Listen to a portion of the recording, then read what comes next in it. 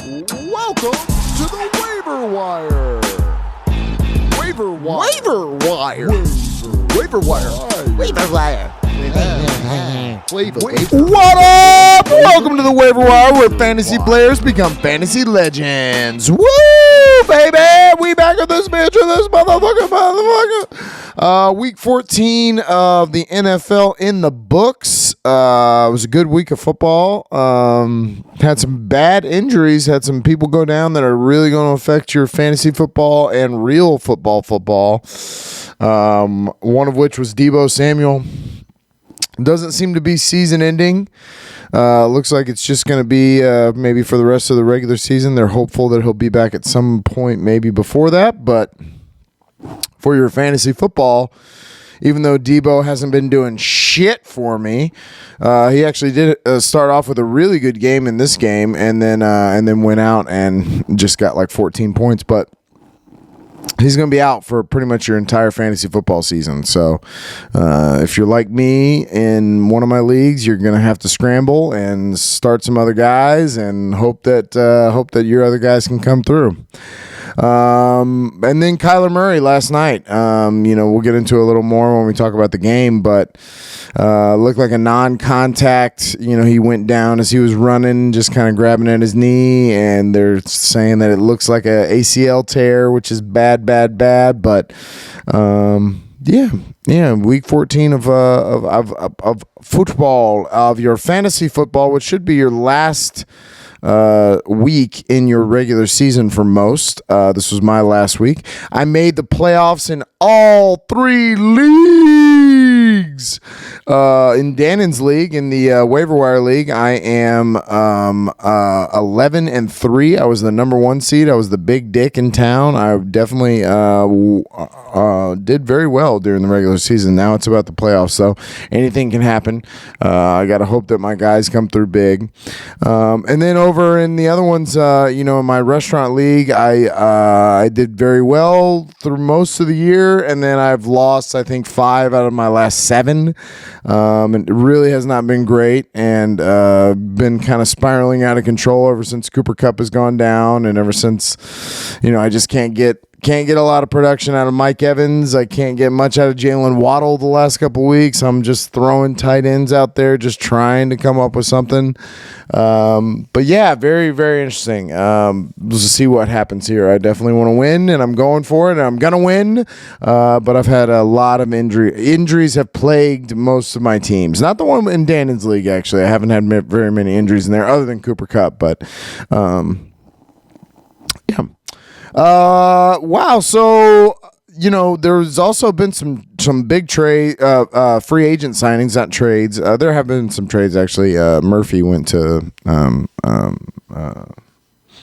somebody good, but but I really just want to bring up the Padres. Holy shit, the San Diego Padres signing Xander Bogaerts, and having the rest of that lineup is going to be fucking unbelievable whenever Tatis gets back. Although I've heard rumor that they're trying to move on from Tatis. He's got a giant contract, but they're looking for somebody to take it. I think they're going to find takers. I don't really understand. You put together this monster team and you're trying to fuck it up. But I mean, I get it. He's had some, now he's got this drug thing and he's had some issues. So you're just kind of maybe trying to distance yourself from him. But I mean, on paper, most teams would not want to break up what they got here, because that's a very, very good lineup whenever Tatis gets back. Even without Tatis getting back, they're going to be a force.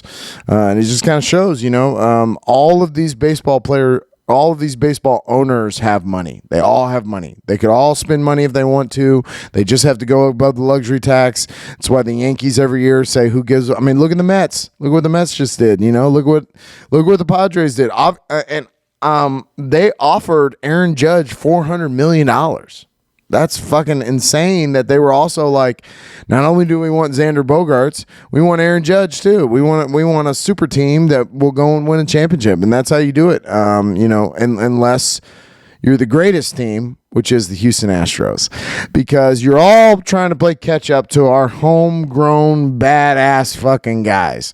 And Justin Verlander can leave. He's probably the only, Yeah, other than maybe Michael Brantley.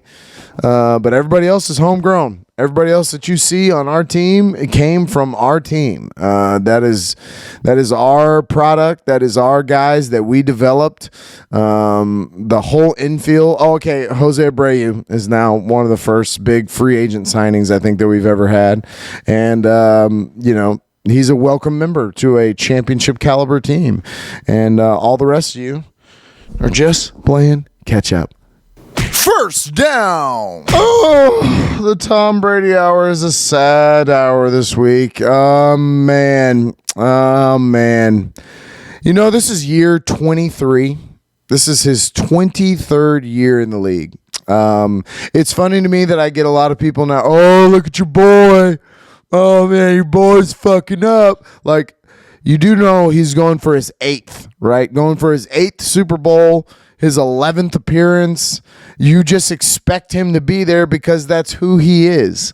But I gotta say, as much as I love my guy and I will not stop picking him and I will not stop rooting for him, I don't know if this is his year. I don't know if this is the team that's going to win him his 8th. I also don't think that he stops. I don't think that he goes out like this. I don't think he wants to go out like this. I think he wants to keep playing. I think the problem is, and for the first time ever in my life, I'll say this, I do see some things that are alarming. Some just arm strength. Oh God, I can't even believe I said it. But just to get the ball to the right guy, it seems more taxing than it has been in the past for him. Last year he lit the world on fire. He was the MVP in my opinion last year, and had the most yards ever for a man his age. You can just go ahead and continue to say that line because he's doing things that no one has ever done. He will be the only person to play till this age. I guarantee it. A lot of bad penalties by the Bucs in this game. A lot of stupid penalties. I'll tell you what, the first one was bullshit. He lit Brock Purdy up. Keanu Neal, I believe, came through untouched on the very first play of the game, and they called that helmet to helmet. They can suck my dick with that kind of call. That's a terrible call. I don't give a shit that he touched his helmet with his helmet. That was a beautiful hit. That was exactly what you're supposed to do in football. He came through untouched. He's lucky that this isn't 10 years ago, or else he would be dead on the ground right there. Brian Dawkins would have absolutely hit him in the head and tried to kill him. So that was a bad penalty. There was also a couple other, like the hold that called back the Mike Evans touchdown. The one that was defensive holding that called back that interception, that one was bullshit too. Come on, for real? You're not going to call that away from the, I don't know. So there were a lot of bad penalties, a lot of things that I thought that the refs got wrong, a lot of things that I thought the hold by Donovan Smith for that Mike Evans, that was a hold. I mean, he tackled him to the ground. But still, it seemed like they kind of favored the Niners in this one. Now, all that to be said, that the 49ers defense is fucking for real. And, man, is Brock Purdy the answer? Is Brock Purdy the future of the San Francisco 49ers? Did they trade all this capital for Trey Lance, and then, they needed just the last pick in the draft would be their guy? But I'll tell you what, I mean, he looks good. It's not bad. It's not. There's other worse quarterbacks in the league. I think Baker Mayfield's worse than him, and he won the Heisman Trophy. So I don't know, man. I'm torn on what the Niners should do. I still believe that if they're a smart organization, they look at Tom Brady and say, let's bring him in and let him try to be a game manager, Peyton Manning, Denver Broncos style, and let's try to win a championship. Because I don't think they win this year. I think that with Brock Purdy, they will have moments where Dallas, Philadelphia, some of these other teams can kind of get them, but you got to prove it to me first, because they are legitimate. Their defense is a Super Bowl defense, and Nick Bosa is probably your defensive player of the year. So, but yeah, very sad day. Not competitive at all. 7-35. The Niners stomped them out. It was 28-0 at the half. Tom threw a couple of bad picks. The second one was really bad. The second one was a wobbly duck that just wasn't anywhere close to where it was supposed to be. And you usually don't see him do things like that. I know he got knocked in the hand, and that's always a tough thing for a quarterback. Your hand, it's got a lot to do with you throwing the ball. So, man. Sad hour for the Tom Brady hour.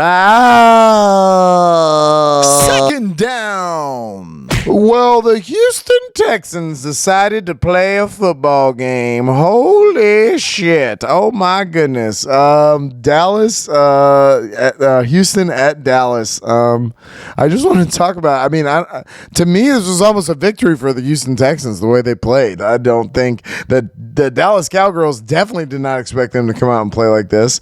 And, I think it calls into question that this is the Dak that I'm worried about if I'm a Dallas Cowboys fan. The Cowboys are only going to go as far as Dak lets them go. And if their defense has a subpar day the way they did today and kind of let Jeff Driscoll and Davis Mills kind of do all this shit to him, and Dak can't answer back every single time, they're going to find themselves in some close games. Listen, their first matchup is going to be against the Tampa Bay Buccaneers. I'm just assuming that the Buccaneers end up winning that division. I don't believe in the rest of them. It might not happen. Honestly, the way that the Buccaneers have been playing, it really might not. But I could see a scenario where Dallas goes to Tampa Bay and Tom Brady pulls off the miracle. I could see it. You see games like last night. If I'm a Dallas Cowboys fan, I'm nervous. Because that is not what I expected from this game. Neither did Vegas. Vegas had them a 17-point favorite. I know a lot of people thought that wasn't even enough. And Houston kept this very competitive, very into the game, scoring that touchdown. Zeke scoring that touchdown, the go-ahead touchdown. But I don't know. Dallas for real? Question mark. That's what I wrote. I don't know. I don't know. You can hitch your wagons to them if you want, but I'd go with Philly over them. I'd probably go with San Francisco over them. I would go with that's probably it, because I don't really believe in Minnesota. But I think it's official after a great loss. Thank you, Houston. That's exactly what I want. I want us to be the writers of our own destiny. I want that Bryce Young. We officially are on the clock. I got to tell you, I'm really hoping that they just stick with what everyone is assuming, which is Bryce Young. I know people say C.J. Stroud. I don't really see that, but okay. And I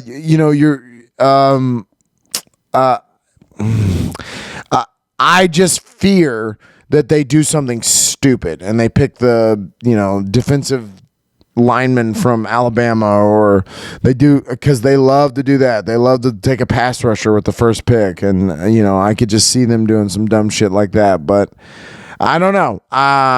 Maybe they're waiting for Caleb Williams. Maybe they think they're going to be bad for a while. I think they might be. But I think it's official. The Houston Texans are on the clock, getting ready for that number one pick and being the talk of the town. And Cleveland, please keep going ahead and losing, because that just helps our pick. So our next pick. But yeah, Houston, wow, you had it. You had it. They came out playing great. The football that the Houston Texans were playing to start off this game was phenomenal. I could not believe it. But they absolutely shit the bed. Shit the bed. Third down.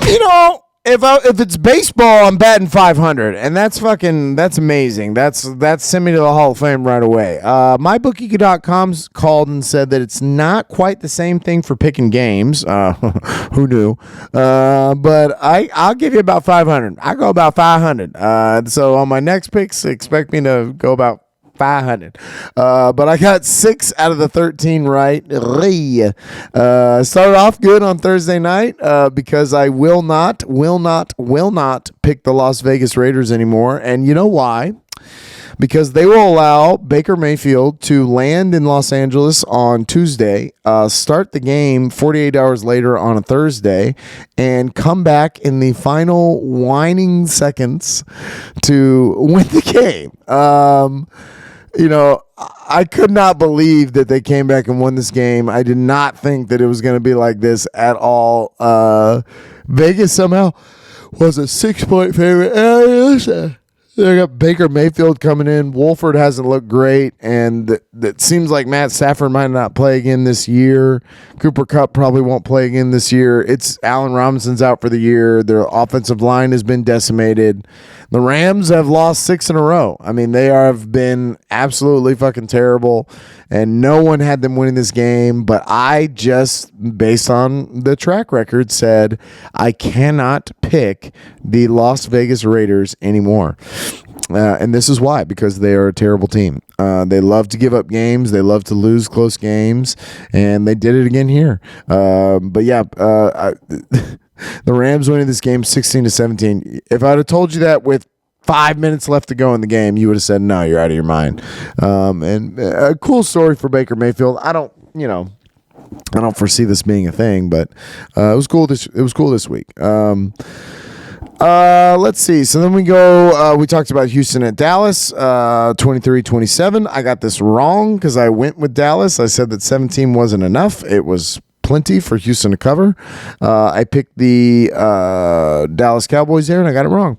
The New York Jets at the Buffalo Bills. This is one of the moments where MyBookie.com called and said, good job, because I thought 9.5 was just a big number. I thought Buffalo was going to win, but I didn't think it'd be by 9.5, and I was right. I took the Jets in this, and the Jets lost 12-20, so it was only 8 points. And Buffalo, it was a grinding win. This was a good showing by them to show that they can win these close games. The Jets have a good defense, and they still came out and took it to them. Maybe in years past, with this new Josh Allen high-powered offense, you would expect them to blow out the Jets, but these are not your grandmother's Jets. These Jets are for real. They got a good defense, and they're playing better on offense with Mike White. And, listen, you missed on Zach Wilson, so you got to go out and find somebody else. I don't think Mike White is the answer, but I think you just got to swallow it and say, okay, we gotta go find somebody else. We got to get another quarterback in maybe this year's draft, maybe next year's draft, but we got to find somebody else. So, Buffalo, big win that puts them in the number 1 seed. We'll see how it plays out here with Kansas City and them. I think Buffalo could lose a couple more, whereas I don't see Kansas City losing very many more. But we'll see. 12-20, I got that right. Cleveland at Cincinnati. Cincinnati's a 6-point favorite at home. I am going to ride with my man Swaggy Joey. Y'all know that. So I took Cincinnati to go win by a touchdown, and they did just that. They won 10-23. Cincinnati, man, I'm telling you. I'll tell you what's not good is Trey Hendrickson getting hurt. That's not good. But they didn't put him on the IR. They said it's just going to be a couple of weeks, but he's a big part of their defense, and him and Sam Hubbard are kind of the ones that kind of make that engine go on the defensive side of the ball. So not a good loss as far as injuries go for the Bengals, but I think that as him not being out for the season is a big plus, and I think that you got to, watch out for these Bengals. I told everybody to watch out for these Bengals, that they were going to get it together. And now, if Baltimore wouldn't keep winning these fucking close-ass games, like against Pittsburgh and Denver and shit like that, then Cincinnati could maybe gain some ground, but they can't because Baltimore keeps winning these close games. But yeah, I got this right. I picked Cincinnati, and they won by 13, so big win. Minnesota at Detroit. Minnesota's a 1-point favorite at home. I don't know why I didn't go with it. Y'all know I like Detroit, and I'm not big on Minnesota. I just kind of thought this was one of those games where Detroit's been playing really well, and maybe they just kind of get kicked in the mouth a little bit by Minnesota. But I think it's the opposite. I think I have to assume that going forward, Detroit is a pretty good team, and they've been playing a lot better. And Minnesota is the opposite of that. They've played very poorly, and I'm not in on the way that they've looked the last couple of weeks. I don't think their record indicates who they are as a team. But they lost this game 23-34. Detroit's offense came out balling, and this is the Detroit team that I thought could be here. They still have a chance to get in the playoffs. They still have a chance to technically win the division if they win out and Minnesota loses out. I'm kind of rooting for that. But it's too early to say that Detroit is fixed all their problems and that they're knocking on the door of the playoffs. It's a little early for that, just in the sense of how they've played. But I like Detroit. I like Detroit, and I've said it before. They're a scrappy team. I like members of that Detroit Lions team. I think that some of them are really good. Too much about the Lions. But yeah, they lost this game, and I got that wrong because I picked Minnesota in this, and I don't know why. Jacksonville at Tennessee. I just couldn't believe in Jacksonville in this moment. Tennessee was a 3.5-point favorite at home. I thought that Tennessee, this was a get-right game, that they were going to kind of bounce back and say, these last couple of weeks have been unfortunate, but not who we are. And they did not do that. They said, no, that is who we are. We are a not-so-good team that's going to win our division and win this, go into the playoffs, but probably get bounced in the first round. And it's Tannehill's fault. You got to go get somebody else. Malik Willis ain't it. And Jacksonville's a weird team, right? I mean, you 1 week you're like, oh, they're still the Jacksonville Jaguars, and the next week you're like, damn, they're playing a lot better. I don't know if Trevor Lawrence is the guy. I still have a question mark next to Trevor Lawrence's name. Fantasy football wise, I think that you would be happy with some of the players on his team. I think you would be happy with Christian Kirk next year. If Evan Ingram behaves like that, good Lord, you'd be very happy with Evan Ingram. But, there's still a work in progress. There's still not an altogether team. But they got a good win here, 36-22. I took Tennessee in this. I was very wrong because Jacksonville won big.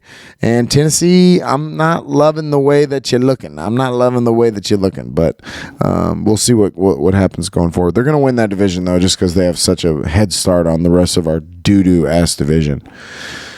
Philadelphia at the Giants. Philly was a 7-point favorite. I said it wasn't enough. I have disrespected the Giants all year. This is the Giants team that I expect. And man, the road goes through Philly in the NFC. You want to win the NFC Championship, you're probably going to be playing in Philly in the cold at some point this year. So get ready for it because they are a very complete team. I got to agree. I mean, I think Jalen Hurts is the MVP. I know people want to say Mahomes and, Joey B's kind of sneaking in that conversation. But to me, I mean, you look at best team, you look at his stats, you look at the way that he plays, it's Jalen Hurts. And somebody called it. Somebody said that they would win this division. Somebody said they were going to be very good. His name is me. But the Giants, I mean, this is what I expected. They have no receivers. They're basically just Saquon Barkley and a good defense, and that's cool. But at some point, Daniel Jones is going to have to win this game for you, and I just don't think he's going to be able to. 48-22, absolute ass whooping. Miles Sanders looked good. Their defense looked good. Philly's going to be very tough, very, very tough, especially since you're going to go there. They are going to be the number 1 seed, faux show. Baltimore at Pittsburgh. I kind of briefly talked about how they keep winning these close games, and they snuck this close game out, especially with Huntley, their backup, going out at one point in the game, and I think that Anthony Brown was the other guy they brought in. So kudos to them for winning a game with your backup. It kind of shows you where Pittsburgh's at. Pittsburgh was a 3-point favorite at home. I think that had to do with Huntley, so I took Baltimore because I thought Baltimore's a better team. They should win, and they did, but they just didn't win by 3. It doesn't matter because I picked Baltimore. And Baltimore won the game, and Pittsburgh was not the favorite. They lost. They were the favorite. They were favored by 3. I'm talking a lot, but I got this right. I got the last one right, and I got this one right. I'm on a roll. Oh, my God, I'm about to go on a run. Holy shit. Hold on for these next 4. Kansas City at Denver. Kansas City 9-point favorite on the road. I had another rule that I do not pick the Denver Broncos, even though I thought this number was very high. I still did not do it because I said I will not pick the Denver Broncos anymore. So I picked the Chiefs, even though I thought the number was high, and the number was pretty high. 34-28 is what Kansas City ended up winning this game. Got to be the best game out of the Denver Broncos. Got to be the best game out of Russell Wilson. And then he gets knocked unconscious on the field, face first into the ground, and probably not going to play this week. It's been a disappointing year. I'm telling you right now, I smell that next year they turn things around. I don't know why, but I just kind of feel like they're going to figure it out next year with a new coach because that Hackett guy is gone. The Walmart people that own the Denver Broncos, they just got to throw money at the wall. But how about Kansas City? How about the fucking flip throw that fucking Patrick Mahomes had? What the shit? The no-look globetrotter. It just kind of, he's sideways through it like that. Like, it was crazy. I mean, I don't understand him. Sometimes he does things where I go, wow. And then sometimes he'll throw interceptions where you'll be like, oh, well, that wasn't very good. And it's because he has that greatness gene in him, and he's trying to be great at all times. And, hats off to him. I mean, they won this game, and they're going to be a formidable, if not the favorites, going into the AFC. Buffalo, Cincinnati, those are my favorites. But very interesting game. Just because Denver battled back. I don't think anybody expected Denver to battle back the way that they did, but they did. And 34-28, Kansas City still got the win, but it wasn't by 9 points, so I got this wrong. 7-35, we talked about what Tom Brady unfortunately put up there in San Francisco. San Francisco is a 3.5-point favorite at home, but you know who I ride with, and that's my man Tom Brady. That's 0-2 in these next 4. Carolina at Seattle. Seattle was a 3.5-point favorite at home. I don't believe in Carolina. I don't know why anybody would, and I picked the Seattle Seahawks, who have been pretty good this year and pretty scrappy, and I thought, yeah, this is a smart pick. Well, it wasn't, because Carolina came out and said, hold my dick, Sam Darnold's here to play, and he fucking balled out, and the Seattle Seahawks are kind of going this way, and they won 30-24. No Kenneth Walker in this game definitely hurts them. It really stymied their running game. They really didn't have a running game. And Carolina took advantage of some bad defensive calls by Seattle and got this win and got me to be wrong on my third of these next 4. The next 4, man, as I said, from Kansas City, Tampa Bay, now Carolina. Fuck me in the butt. Miami at the Chargers was your Sunday night game. I watched Yellowstone instead of watching this, so I can't go. I watched the highlights to it and just saw that, Tua's had 2 weeks in a row now where he's kind of come back down to earth, and it seems like he's very heavy on Tyreek Hill, and I understand that. Jalen Waddle was almost a non-factor in this game. Jeff Wilson got hurt. Seems like their defense is kind of struggling, and I would say I'm impressed by what the Chargers did in this game, but the Miami Dolphins have been just underperforming. So it wasn't that impressive, but the Chargers are fighting for their lives, and I think the Miami Dolphins will make the playoffs. I just don't know what they're going to do in the playoffs, but I'm still a fan. I'm still a fan of Mike McDaniel. I'm still a fan. Jesus Christ, you see the fumble recovery? Fucking Tyreek Hill picked that ball up, and it was like, oh no, no, he gone. But they lost this game 17-23. I picked Miami. They were a 3-point favorite on the road. And the Chargers did what they had to do. So kudos to the Chargers. So in those next four, I don't know if you're keeping track there, I went 0 for 4. And then I got Monday Night Football right. I got last night right. New England at Arizona. New England was just a 1-point favorite on the road. But I'm not high on Arizona. And now that it appears Mr. Kyler Murray's out for the year, I'm definitely not big on Arizona with fucking Colt McCoy. I'm not crazy about New England either. It's not like they won this game with defense and running the ball, and that's how they're going to have to win games, which I don't know is sustainable kind of going forward. But,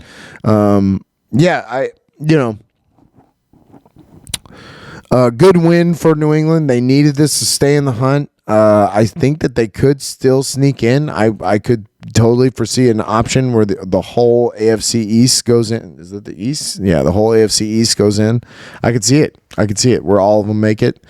But it's going to be tough. No, I guess not, because Cincinnati's going to make it, so they won't all be able to make it. Oh, man. MyBookie.com called and said, hey, speed this shit up. Fourth down. Basketball. We haven't talked any basketball yet this year on the waiver wire, and this is where you come for all things sports. Don't lie. I'm even getting better about hockey. My favorite goalie, his name is Linus Ullmark. Yeah, watch out. I'm playing fantasy hockey. I'm learning names. Nathan McKinnon, I didn't need you to go down like that. Didn't need that. That's my number one pick. Wow, look at me. I'm throwing hockey names out there. Fuck yeah. But I want to talk a little basketball. We're in the first quarter of the season. It's still pretty early. It's early to kind of say some of these things, but you can kind of see where some of the teams are playing, and you can kind of see where some of the things are shaping out. I don't know how much things will change, but let's talk about it. Starting off with the West, man. In the number one spot, Zion Williamson leading these New Orleans Pelicans to the number one seed. And I got to tell you, they are a tough-ass team, especially with Zion playing the way that he's playing. If Zion plays like that and Brandon Ingram plays like that, this is a real problem with this New Orleans Pelicans. Now they have CJ McCollum to go along with it. This is a super team that's been kind of created from a young core group. But yeah, I'm a big fan of the New Orleans Pelicans. I think they will definitely make the playoffs. I don't think they'll be the number one seed, but I think they're definitely making the playoffs, and they're going to be a tough out. But they're the number one seed. Memphis Grizzlies at number 2. Ja Morant is back and playing better than ever. Denver Nuggets at number 3. Phoenix Suns 4.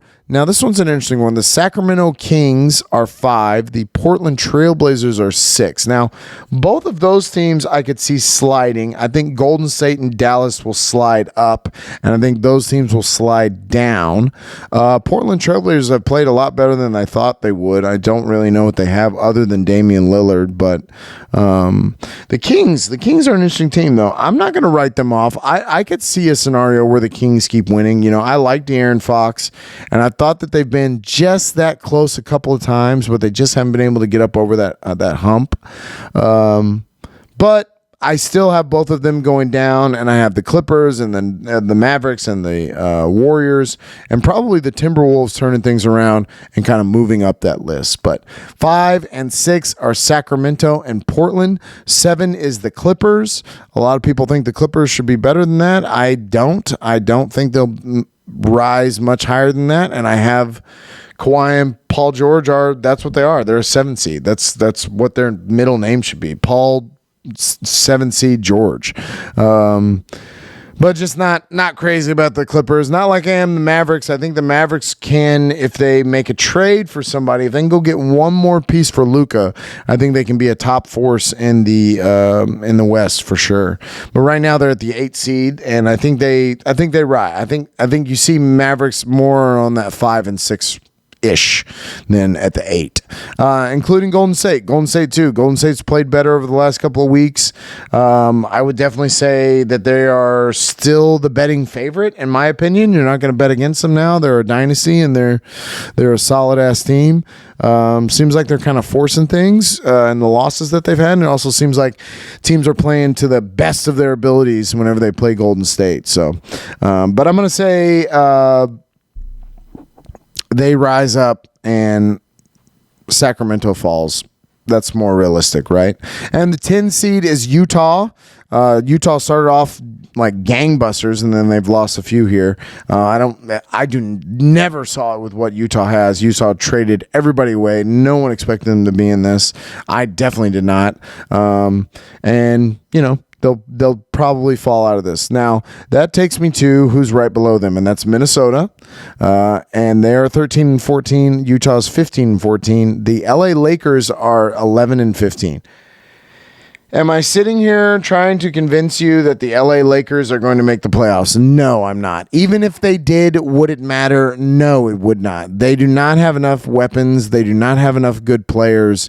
I don't believe in Anthony Davis. Russell Westbrook is a weight that you cannot swim with. And I love my guy, but it's not there anymore. LeBron has not played to the level that I know he can play at.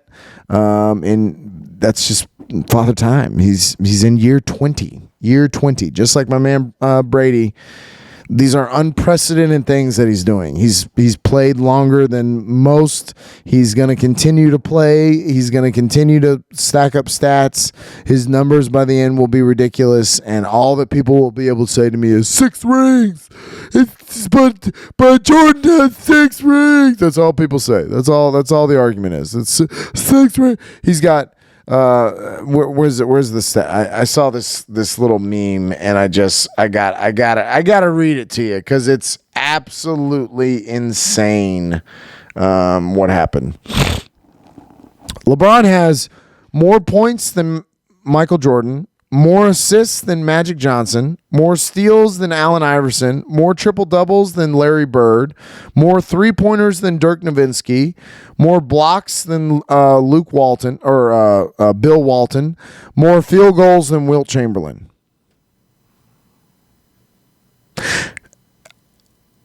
I don't care what you think about his finals standings, okay? I don't care.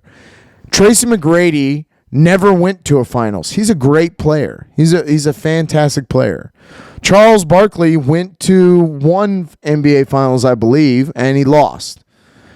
There are plenty of people. Reggie Miller is an all-time great.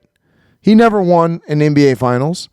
There are plenty of people that do not win NBA finals that we consider great players. But because this guy did not go undefeated in the finals, y'all want to write him off like he's not that good of a player. It's a fucking joke. And most of the LeBron haters, when I say that exact same sentence, they go, oh, no, well, it's not that he's not good. He's good at basketball. It's just that you try to make him out to be like he's the best, and that's just not true.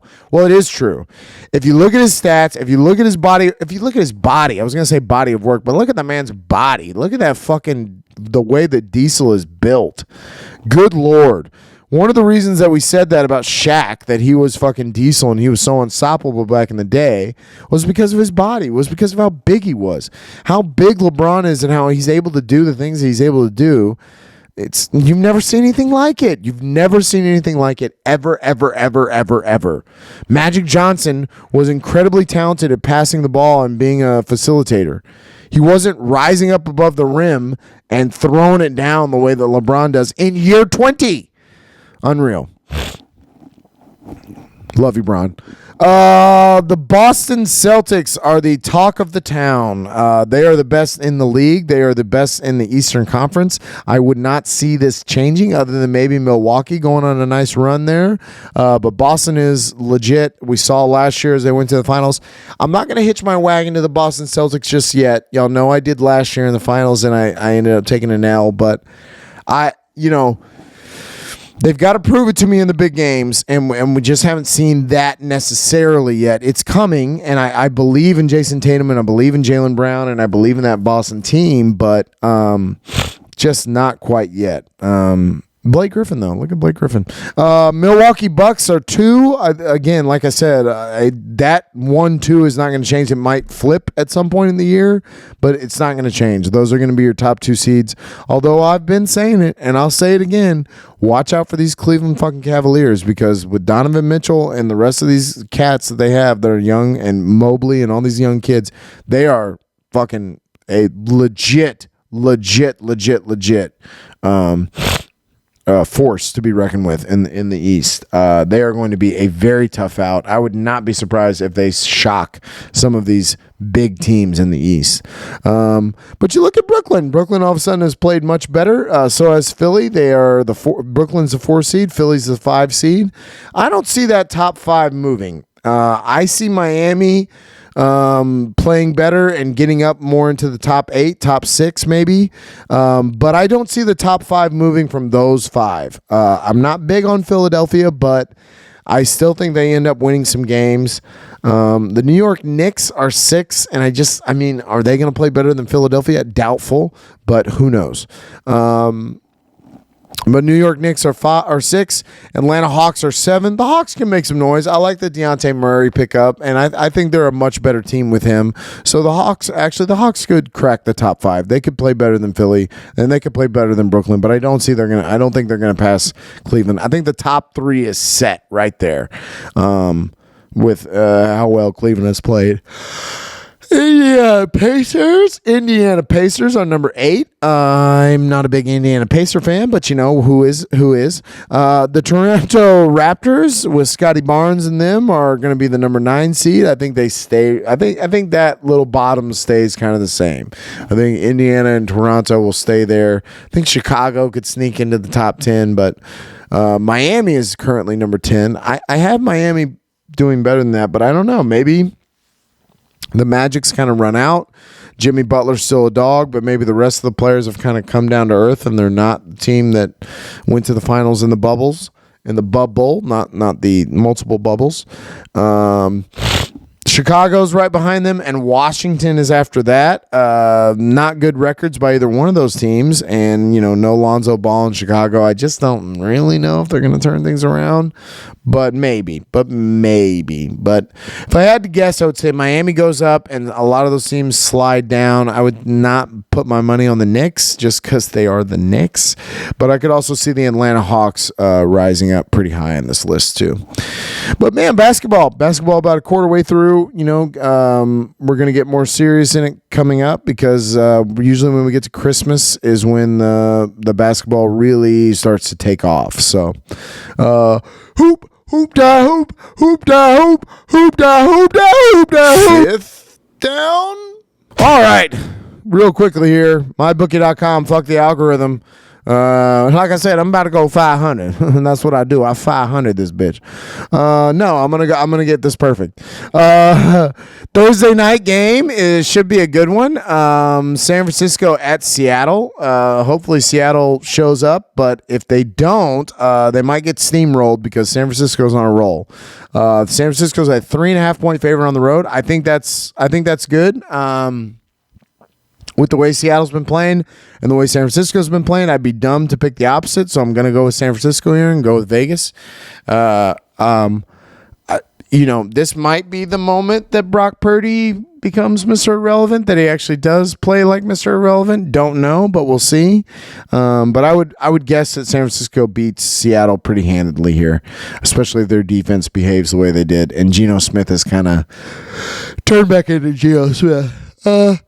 Here we have some Saturday games. I believe the college playoffs don't start yet, so that might be what's going on here. The NFL is taking advantage of that. We start off with an early game of Indianapolis Colts and go to the Minnesota Vikings. Minnesota's a 4-point favorite at home.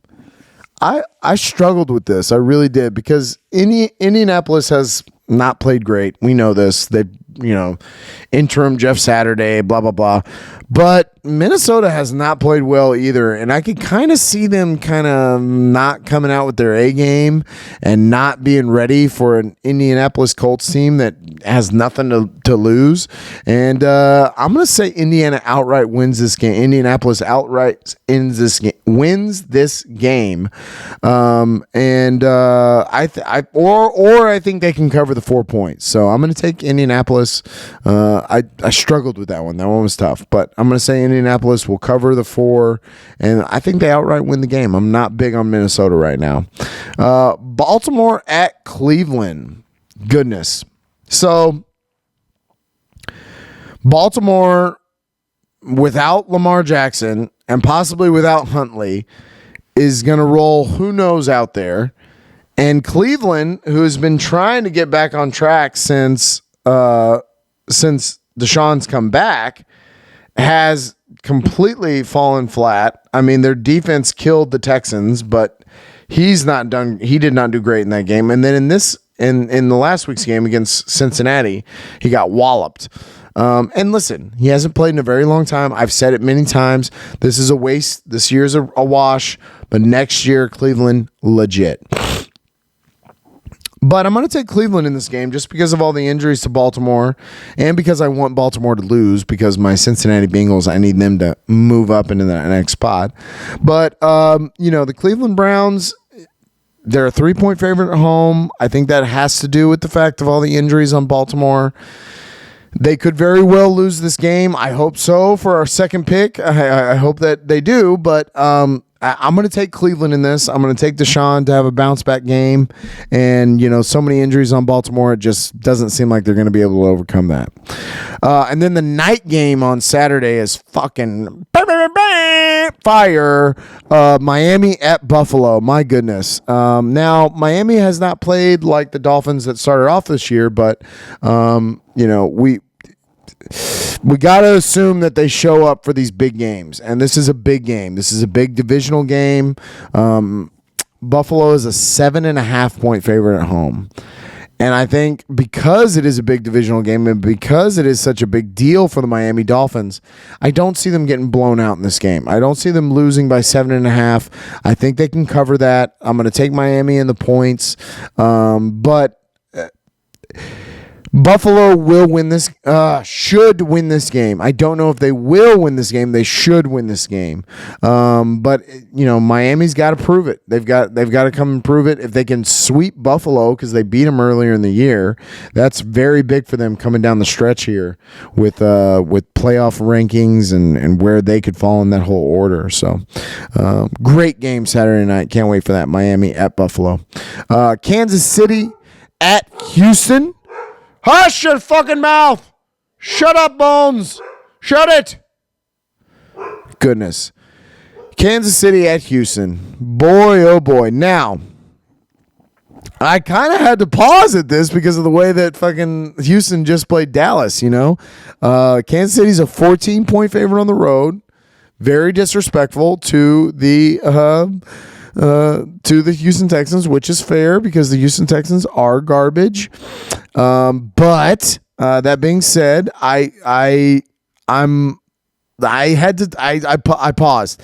I am rooting against the Texans. I want the Texans to lose, so I've been picking against them every single week. I'm going to do it again here. I'm nervous about the 14 points, especially with the way that Houston played last week. If they play like that, they're not losing by 14. They might lose by 3 or 4, but they're not losing by 14. So if you feel that, go with it, but I'm going to pick against them, and I'm going to say Kansas City covers the 2 touchdowns. I think they kind of come out and wallop us. They were beating the shit out of Denver, and they let them just kind of get back in the game. But yeah, I think Kansas City should win this game. Bones! Hush! Goodness Lord. Philly at Chicago. Man, so this one's a weird one. Philadelphia is a 9-point favorite on the road. I don't know why. I just kind of feel like Philly's been riding high. I get it. They've been killing teams. They've been, the Giants have a much better record than the Chicago Bears. But I feel like coming off a bye, maybe everybody a little bit healthier. I kind of feel like Chicago might make some noise in this game. I feel like they might cover the 9. I don't think they win the game, but I don't think they lose by 9. So I'm going to take Chicago in this. It should be an interesting weather game because it's Chicago in December. Might be a tough sledding game. Might not be a very high scoring game. Who knows? But I think Philly should still win the game. I just don't think it's by 9 points. But that's a good game. Atlanta at New Orleans, not such a good game. This is a weird one for the division. New Orleans just hasn't seemed to get it done. But if they can beat Atlanta here, they can kind of crawl back into this hunt and push Atlanta almost out of it. New Orleans is a 4-point favorite at home. I don't know why I'm doing this. This one was a struggle just because it's damned if I do, damned if I don't. But I'm going to say Atlanta wins this game. I think Atlanta outright wins this game. I'm just not totally sold on New Orleans. I don't know why you would be. New Orleans being a 4-point favorite at home, I don't know really what they see in that, just that Atlanta's kind of struggled over the last couple weeks. They are going to Desmond Ridder over Marcus Mariota. But I think the Ridder kid comes out and he plays well. I think that this is his opportunity. He knows that. He's got a good week to do it on. This is New Orleans. It's not a world beater. It's just New Orleans, so you can definitely beat them. But I'm going to say Atlanta wins the game. Detroit at the New York Jets. Oh, boy. This is a game. This is a good game. It's an even odds, which means they took 3 points away from the Jets, who are at home, and gave it to Detroit and said this is probably about an even split. That's a very interesting thing when Vegas does that. It means they don't really know either. I don't really know either. I took Detroit in this. I think Detroit wins the game. It's unfortunate because I do like the Jets, but I don't think a hurt Mike White is going to be able to beat this team. This team that's played a lot better. Detroit has played a lot better going forward, and they are playing to not only get into the playoffs, but help their coach, help their organization because it has been so poor for so long. So I'm going to take the Detroit Lions in this. Pittsburgh, but that's a great game. Detroit at the Jets. Can't wait for that one. Pittsburgh at Carolina. Man, who gives a shit about this one? I say that, and Carolina, after trading away Robbie Anderson and cutting Baker Mayfield and trading away Christian McCaffrey, you would think that they want to lose, but they just beat Seattle. They stomped out Tampa Bay weeks ago, and I don't think that they do want to lose. Vegas doesn't either. They've got Carolina a 2.5-point favorite at home. Pittsburgh, Mike Tomlin's going to coach them up, and they very well could win this game. I'm no idiot to say that Pittsburgh could easily beat this bad Carolina Panthers team, but I'm going to go with Carolina. I'm not sold on, especially if Kenny Pickett's out. Whoever the backup, Mitchell Trubisky did not look great for Pittsburgh, so I'm just not high on him. And I think Sam Darnold, Mitchell Trubisky, I'm gonna go Sam Darnold in that. Shoot me in the head. But yeah, I think Carolina wins this game, but I think it's a close game. So 2.5 might be just enough. Dallas at Jacksonville. Woo! Dallas went from a 17-point favorite to now a 4.5-point favorite. I think they kind of went, oh, shit. Maybe they're not what we thought they were. And maybe they're not. I think it would have been a foregone conclusion before this last week that Dallas would murder Trevor Lawrence and the Jacksonville Jaguars. But now I don't know. They're going to Jacksonville. I took Dallas. I'm going to take Dallas in the 4.5. I think they win by a touchdown. I think that they need to kind of silence some of the shit that just happened in this Texans game. So I see them coming out and kind of beating up on Jacksonville. Jacksonville's still Jacksonville. I'm not sold on it. But interesting game. Dallas needs this win, so it'll be interesting to see what they come up with. Arizona at Denver. No spread because it was too late last night. Or I don't know the spread, but if I had to guess of Colt McCoy versus Brett Rapine, because that's what it will be, because I don't think, Kyler's definitely out for the year. I would assume they're saying that Russell Wilson is in doubt for this week's game. Oh, man. I mean, who cares? I don't, this is a game of bad teams. I'm going to say I like the Denver Broncos defense a little bit more than I do the Arizona Cardinals offense. So I'm going to take Denver in a very close, sloppy game between two backup quarterbacks. I don't love either one of them, but I'm going to just have to, gun to my head, go with Denver. I would assume Denver's a slight favorite. I'm going to guess it's less than, it might be 3 points, but it's probably somewhere around there, 3 or lower. But I'm still going to say Denver wins the game. New England at the Raiders. Well, you know what I'm going to do, because I shan't not be picking the Las Vegas Raiders. I don't have a spread on this because New England played last night, but it'd be interesting to see. I would almost go as far to say, because of the collapse of Thursday night game for the Raiders, New England's probably a 1-point favorite. Maybe not. Maybe Vegas is a 1-point favorite, but I'm gonna say New England outright wins this game. And not because, yes, I don't pick the Las Vegas Raiders anymore, but they just love losing games. The Las Vegas Raiders just love losing games, and they're gonna lose this game. So not impressed. And not sold on the Las Vegas Raiders, as I have mentioned. Tennessee at the Los Angeles Chargers. This is a good game. I would go as far to say that Vegas doesn't even really know in this. They're going to give the Chargers a 3-point favorite at home just because of the home field. But I kind of feel like this is a get-right game. I know I said that about Tennessee last week, but Tennessee needs to get right, and I think they do. I think they come out and they play hard, and the Chargers, this is what they do. The Chargers go up and down. So Chargers riding that high of winning that Sunday night game. Now it's time for them to come back down. But this is a very close game. It could go either way. I could see the Chargers also beating Tennessee, who has not looked good over the last couple weeks. But I'm going to take Tennessee in this against my better judgment, and we'll see. I go about 500, Cincinnati at Tampa Bay. Cincinnati is a 3.5-point favorite at home. It's my old girl playing my new girl. It's my two girls in the same room staring each other down, both trying to fight for the dick. But no, that's not. I'm not trying to fuck Joe Burrow or Tom Brady. Wink. But Cincinnati has played much better, and they should be the favorite, and Tampa Bay has not played well, and they should be not the favorite at home.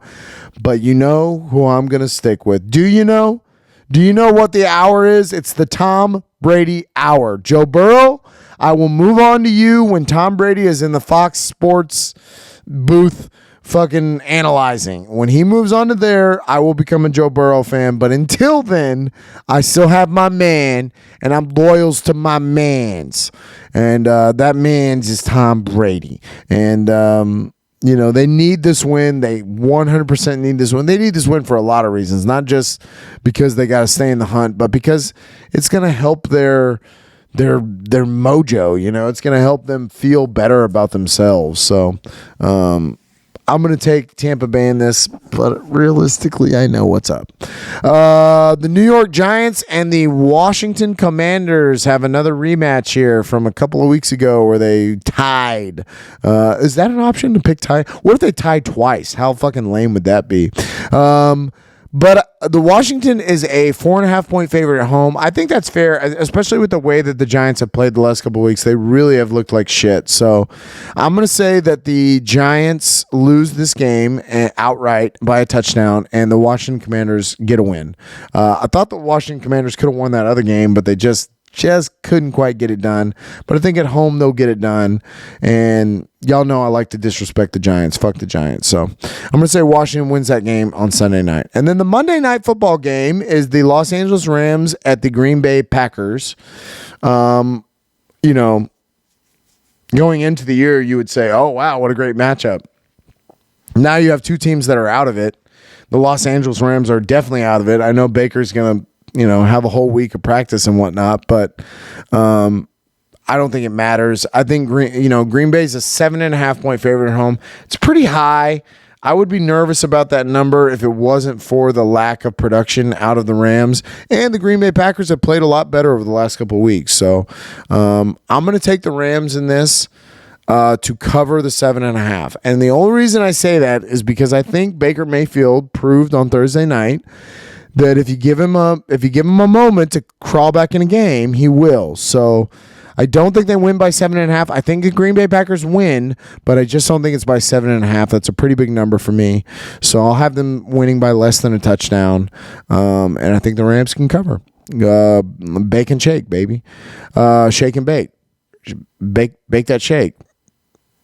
I don't know. Holy fucking shit. Oh, I go on and on and on and on. My goodness, Lord. But I think we did it. We talked about week 15. That's week 15 next week. Should be your first round of your playoffs. Good luck. I know I'm going to need it.